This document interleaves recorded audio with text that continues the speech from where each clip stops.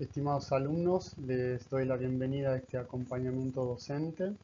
Yo soy el doctor Resina, jefe de trabajos prácticos de la segunda cátedra de cirugía en la unidad docente asistencial del Hospital Avellaneda.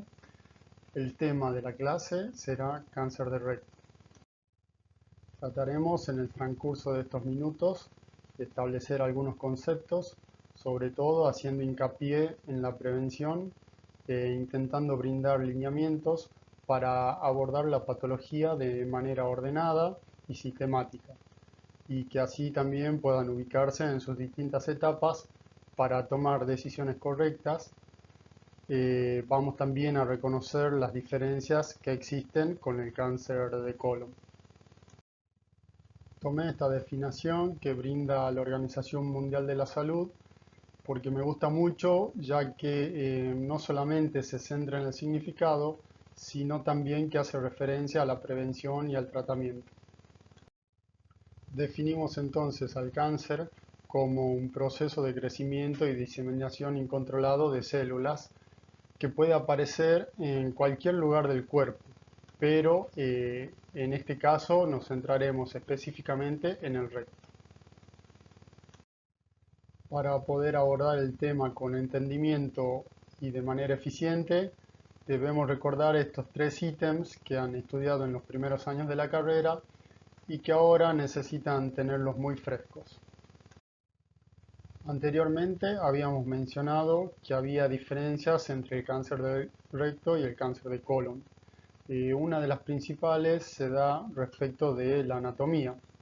Si bien el recto constituye la parte terminal del sistema digestivo y es continuación del colon, este no es un órgano libre como el anterior, sino que está introducido en la pelvis y está rodeado por grasa perirectal, también llamada malamente mesorrecta, la cual constituye para la técnica quirúrgica un punto de gran relevancia. El recto tiene una longitud aproximada de entre 12 a 15 centímetros y se inicia a partir de la tercera vértebra sacra hasta la flexura pélvica y se continúa con el canal anal. Sus relaciones son muy importantes ya que van a determinar un ítem a tener en cuenta a la hora de la diseminación del cáncer, tanto en el hombre como en la mujer, ya que a pesar de las diferencias que hay, está estrechamente relacionado a los órganos urogenitales. Podríamos dividirlo al recto en tres partes, recto superior, recto medio y recto inferior. Y vemos que también hay tres valvas o claustros, las cuales son flexuras laterales que determinan pliegues transversos. Estas son las llamadas válvulas de Houston. Luego también nos servirá la división en recto superior e inferior, como lo es en su origen embriológico, a la hora de realizar el tratamiento. La histología del tubo digestivo en toda su extensión es similar con algunas diferencias. Presenta cuatro capas, como vemos acá: la capa mucosa, submucosa, muscular propia y serosa o adventicia. En este caso nos centraremos en la capa submucosa porque a partir de ella es a donde se presenta el riesgo de diseminación y el pronóstico para el cáncer del recto cambia radicalmente. Tiene mucha relevancia en la estadificación y también en la planificación del tratamiento. Siguiendo con la fisiología, no debemos olvidarnos de que el recto cumple con dos funciones básicas. La primera es la continencia. Esta depende de una integración compleja de eventos como el volumen de la materia fecal, la consistencia y la frecuencia de llegada. La habilidad para mantener un control normal depende si el contenido es sólido, líquido o gaseoso. Lo segundo es la evolución, que es en su función de reservorio. La angulación entre el recto y el canal anal y la actividad tónica muscular sumado a las presiones determinarán el reservorio. El estímulo para el inicio de la defecación es la distensión del recto. Si la materia fecal se encuentra en el sigmoides, La persona no siente ganas de defecar. Los receptores de estiramiento del sistema nervioso vegetativo situado en las paredes rectales son los que estimulan el deseo defecatorio. Ahora les presento una pequeña guía de cómo se irá el recorrido por este tema. Las estadísticas del cáncer del recto están estrechamente relacionadas y unidas a las de cáncer de colon. Por tanto, en esta sección veremos cómo se presenta con el nombre de cáncer colorectal. La Agencia Internacional para la Investigación en Cáncer de la Organización Mundial de la Salud nos presenta estas estadísticas. El cáncer es la segunda causa de muerte en todo el mundo y en 2015 se atribuyeron a esta enfermedad 8.8 millones de muertes. Los tres tipos de cáncer que causan un mayor número de fallecimientos son los siguientes: el pulmonar, el cáncer hepático y el colorectal, en ese orden. La mayor incidencia mundial de cáncer es el cáncer de mama, seguido por el de próstata. El cáncer colorectal a nivel mundial está en el quinto lugar de incidencia. En nuestro país, el cáncer colorectal ocupa el segundo lugar, por lo cual vemos que tiene una alta incidencia. El cáncer colorectal es una patología que afecta en su mayoría a la población mayor de 50 años de edad y debido al envejecimiento demográfico de la población, si no se median políticas de salud orientadas al control de la enfermedad, el problema seguirá aumentando en los próximos años. La esperanza de vida promedio en el mundo ha aumentado y alcanzó los 72 años en mujeres y 68 en varones. Este incremento, de acuerdo a las tendencias y proyecciones, indican que habrá un 60% de nuevos casos para el año 2030 y las muertes anuales van a aumentar en un 63%. Vemos como a nivel mundial el cáncer de pulmón está en primer lugar en mortalidad, ocupando el cáncer de colon, colorectal, la séptima posición. La detección de cáncer en una fase avanzada y la falta de diagnóstico y tratamiento son problemas frecuentes. En 2017, solo el 26% de los países de ingresos bajos dieron informes sobre esta patología y más del 90% de los países de ingreso alto ofrecen tratamiento a los enfermos oncológicos, mientras que los países de ingreso bajo este porcentaje no supera el 36%. Vemos como en Argentina el cáncer colorectal ocupa el segundo lugar en mortalidad, siguiendo al cáncer de pulmón. Según las estimaciones para Argentina, en incidencia, el cáncer de mama es el de mayor magnitud en cuanto a ocurrencia, con un volumen aproximado de 21.000 casos al año. Esto representa el 17% de todos los tumores malignos. Para el cáncer colorectal en ambos sexos se estimaron aproximadamente unos 15.600 casos nuevos para el año 2018. Esto concentraría el 13% del total de los tumores. Si bien esta patología podría tener un alto índice de curación, debido al diagnóstico tardío en gran parte, tiene una elevada mortalidad. En Argentina, si se analiza la relación entre la mortalidad y la incidencia, se observa que se producen 58 muertes por cada 100 casos de cáncer colorectal, estamos hablando. Este valor está por encima de lo que sería la media mundial. Bien, ¿cuáles son los factores de riesgo para que se desarrolle el cáncer de recto y cuál es la importancia de la promoción de salud?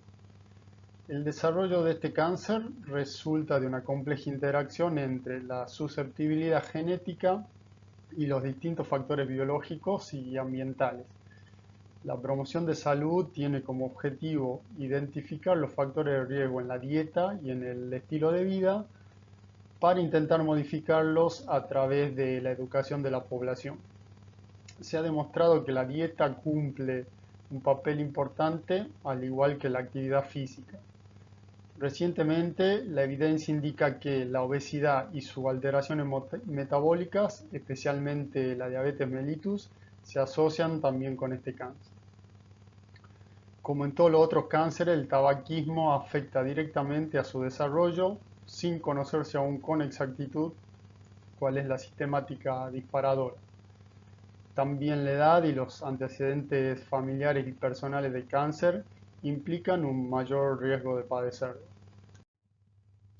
En este gráfico se puede ver cómo alrededor del 75% de los cánceres colorectales son de tipo esporádico, es decir, que se desarrollan en personas que no presentan antecedentes personales ni hereditarios demostrados de la enfermedad, y en donde la edad es el principal factor de riesgo.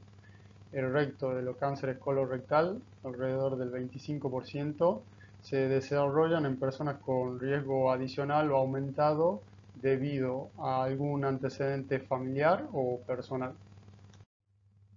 La prevención primaria tiene como objetivo disminuir el riesgo de desarrollar el cáncer rectal. Tenemos un arma muy importante para hacer el diagnóstico precoz y la prevención, como lo es el examen proctológico. El mismo se puede realizar en el consultorio y es muy accesible, brindándonos valiosa información, pero también tiene la contra de que es muy temido y para los pacientes se presenta como una situación incómoda. Habrá que saber imponerlo si queremos, con medidas económicas eficaces y tempranas, evitar que esta patología se desarrolle. Como parte de esta prevención primaria, tenemos para realizar el tamizaje y la vigilancia un arsenal de métodos, los cuales deberíamos usar en todos los pacientes mayores de 50 años o con antecedentes de la patología. El test de sangre oculta en materia fecal es el principal método de tamizaje y se realiza a la población en general. Debe repetirse una vez al año y es una prueba inocua, rápida y satisfactoria a nivel costo-efectividad. El tacto rectal tiene un rol muy importante para determinar la distancia aproximada al margen anal en que se encuentra la lesión, el tamaño y la localización, el grado de movilidad y el compromiso de los esfínteres anales con el grado de induración. Si tomamos la clasificación de York-Mason, podremos ver cómo el grado 1 representa un tumor móvil, el grado 2 ya hay una movilidad limitada, en el grado 3 el tumor está fijo con cierta movilidad a la cual se la define como movilidad anclada, y en el grado 4 el tumor está fijo e inmóvil.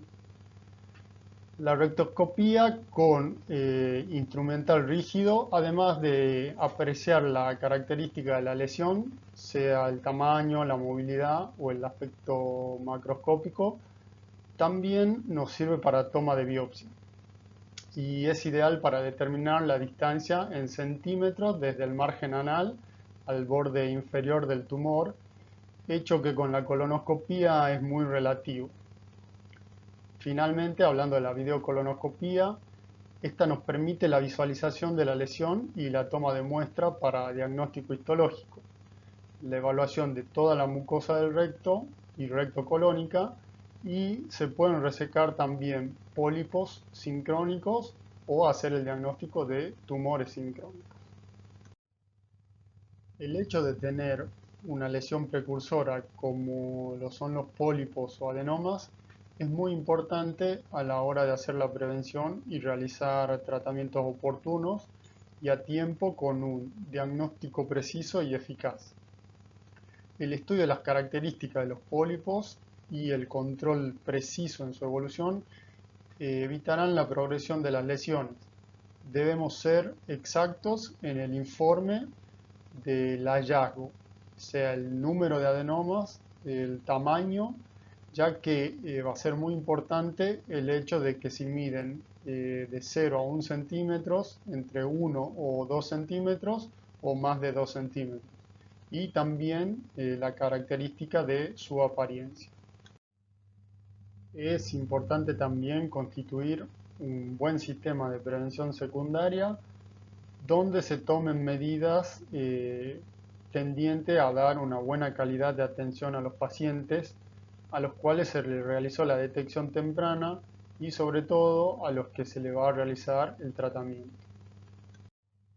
La prevención terciaria requiere de la asistencia de un equipo multidisciplinario que brinde atención y apoyo en el seguimiento y o las secuelas, para que el paciente pueda tener una buena calidad de vida, se sienta contenido y pueda rehabilitarse e insertarse en la sociedad. Ahora entraremos en esta segunda parte de la ubicación esquemática, a donde trataremos la clínica, el diagnóstico, la estadificación y el tratamiento del cáncer de recto. Respecto a la clínica, es importante tomarse el tiempo de realizar un buen interrogatorio y prestar atención a los pequeños cambios y sintomatología que el paciente no pueda referir. Hay que preguntarle específicamente y con claridad porque quizá hay personas que, por ejemplo, el cambio en el ritmo evacuatorio no les parece algo anormal, o el hecho de que las heces sean afinadas o tener un pequeño sangrado lo toman como una normalidad. Hay que investigar sobre los antecedentes personales y familiares, ya sean de cáncer como de otras enfermedades concomitantes. Previamente habíamos mencionado en el tamizaje del cáncer de recto metodologías que son muy importantes de usar y que nos proporcionan valiosa información. A la hora de hacer el diagnóstico también son útiles el tacto rectal, la rectoscopía y la endoscopía, a las cuales solo mencionaremos porque ya las analizamos previamente, pero también vamos a agregar el laboratorio, la biopsia y algunos métodos de imagen. Dentro de los exámenes de laboratorio es importante pedir el recuento globular, la función hepática, la glucemia, la urea y la creatinina, un estudio de coagulación básica y proteinograma electroforético. Se le agregarán aquellos que surjan según las comorbilidades del paciente. El nivel de antígeno carcinoma embrionario debe solicitarse previo a instituir un tratamiento para tener un nivel basal y durante el seguimiento post-tratamiento. La elevación de este marcador puede tomarse como un indicador de eventual enfermedad persistente o recurrente. Las biopsias son el hecho más importante ya que certifican y dan el diagnóstico certero de cáncer rectal. Estas se obtienen a través de la rectoscopía o la videocolonoscopía y no solamente permiten caracterizar el carcinoma, sino que también permiten evaluar el grado de diferenciación histológica, lo cual nos permitirá evaluar la agresividad y la velocidad de crecimiento tumoral. De ahí el valor pronóstico, sobre todo si se asocia con los parámetros de la vía de diseminación. Existen 4 grados de diferenciación histológica y cada grado se designa con la letra G. El grado 1 es cuando está bien diferenciado, el grado 2 es moderadamente diferenciado, el grado 3 es pobremente diferenciado y el grado 4 indiferenciado. El diagnóstico histológico de la lesión debe ser confirmado antes de adoptar cualquier conducta terapéutica. Actualmente hay varios métodos de imágenes para la estadificación del carcinoma del recto.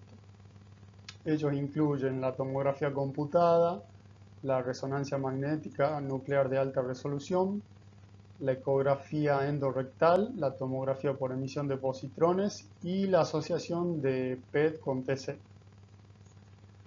La eficacia diagnóstica en algunos aspectos es superponible a veces entre dos métodos. Una condición básica del diagnóstico por imágenes es posibilitar la diferenciación entre lesiones tempranas y lesiones localmente invasivas. Hay que destacar que la metodología a elegir muchas veces depende de la experiencia personal y la disponibilidad del equipo de imagen. En la actualidad, las imágenes han demostrado que pueden dar información adecuada preoperatoria de los principales factores de riesgo, que son fundamentalmente el estadio T, el N y el margen de resección circunferencial. La información que proporciona la resonancia magnética nuclear es muy superior a las otras modalidades de diagnóstico y permiten diferenciar los tejidos entre sí. Los distintos tipos de tejidos absorben y liberan distintas ondas de radiofrecuencia con esta metodología de imagen. Se pueden evaluar no solo el compromiso parietal por la invasión tumoral y las adenopatías, sino y fundamentalmente también la grasa perirectal, el margen radial y la invasión vascular y a órganos vecinos. Con los resultados de la estadificación de esos elementos se pueden cumplir dos objetivos básicos. Uno es categorizar los factores determinantes de pronóstico y establecer la táctica quirúrgica oncológica más adecuada. Con esta técnica, la exactitud diagnóstica para el estadio T es referida en un promedio del 76%, siendo para el T1 de 56%, para el T2 52%, para el T3 de 85% y para el T4 de 83% respectivamente. Las ventajas de usar este método son que es un método no invasivo, no utiliza radiaciones ionizantes, se obtienen imágenes en todos los planos del espacio por el gran contraste entre los tejidos y permite caracterizar las lesiones o determinar con precisión cuál es su extensión. En 1987, la Unión Internacional contra el Cáncer y el Comité Americano de Articulación contra el Cáncer unificaron los sistemas de estadificación y quedó establecido el TNM como la clasificación, en donde el T es el tumor, se refiere al tumor primario, que en el recto significa diseminación tumoral a través de la pared visceral. El N, que son los ganglios, se refiere al compromiso ganglionar regional. Y el M, que es la metástasis, indica presencia o ausencia de metástasis a distancia.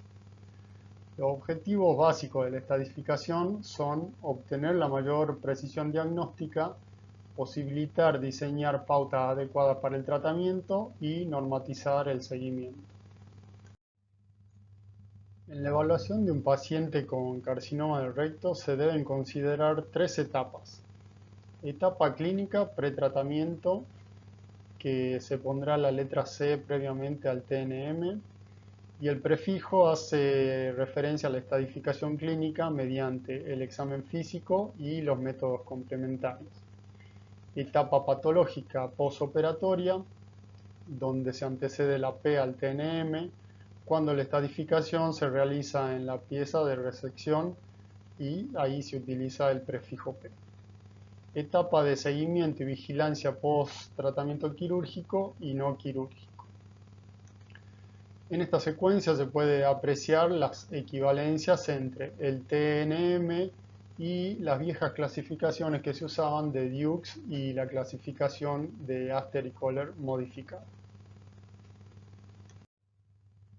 En este cuadro podemos ver las modificaciones que sufrió la clasificación TNM de la sexta edición respecto a la séptima, pero más que nada era para que se vea cómo es la sobrevida a 5 años y cómo se va modificando, ya que los métodos como la neoadyuvancia y la adyuvancia están en permanente revisión.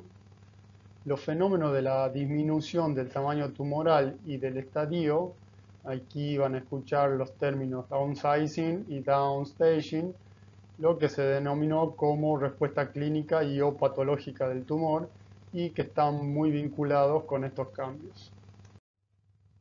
Para llevar a cabo un abordaje óptimo en el tratamiento del cáncer de recto, es fundamental realizar un manejo multimodal. En los últimos 30 años se ha logrado incrementar la supervivencia en esta enfermedad debido a la evolución en el desarrollo de variables como la adecuada estadificación, la correcta indicación de neoadyuvancia y de adyuvancia, y el realizar una cirugía técnicamente correcta. La resección quirúrgica es el pilar histórico en el tratamiento curativo del cáncer del recto. Sin embargo, si no se la combina con otras modalidades terapéuticas, solo ofrece alta tasa de curación en pacientes con estadios tempranos. El principal objetivo del tratamiento quirúrgico es lograr una resección oncológica adecuada, sin que esto afecte la calidad de vida, y el gran cambio de la cirugía oncológica propone la técnica de escisión total del mesorrecto. La indemnidad del meso influye directamente en el pronóstico oncológico, ya que los márgenes de resección circunferencial positivo elevan en 12 veces la chance de una recurrencia local. Existen variadas técnicas de cirugía sobre el cáncer del recto y hay distintas variables que nos llevarán a elegir cuál será la indicada según el paciente, el criterio oncológico, la estadificación, el cirujano y el centro en donde se la practica. Bueno, hemos llegado al final y como conclusiones vamos a decir que definimos al cáncer del recto y repasamos conceptos importantes. Reforzamos la importancia que tiene este tema del tamizaje y la prevención. Aprendimos a manejar todas las herramientas, sobre todo aquellas que son más simples y económicas, para no perder la oportunidad de hacer el tratamiento en el momento adecuado. Hemos visto la posibilidad de lograr la correcta estadificación y que esto nos da precisión y nos hace obtener buenos resultados. Y finalmente, lo que creemos con esta clase es que se tiene que poder pensar en que hay que imponer el tratamiento multimodal para los pacientes que sufren esta patología.